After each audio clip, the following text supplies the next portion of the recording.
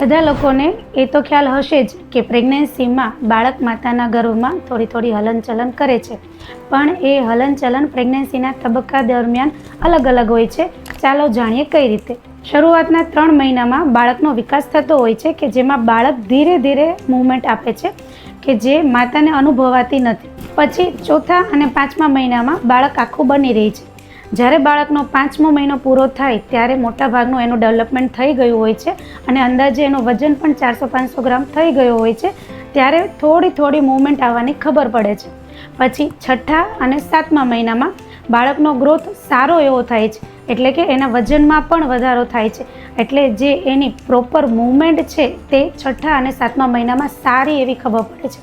પછી જેમ 8મા-9મા મહિનામાં બાળકનો વજન વધતો જાય છે એમ એ આખું મૂવમેન્ટ નથી કરી શકતું હોતું.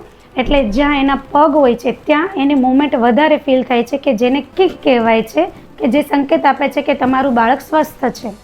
અને આ દરમિયાન જો તમને હલનચલન ઓછી લાગે તો તમારે ડૉક્ટરનો સંપર્ક કરવો જરૂરી છે.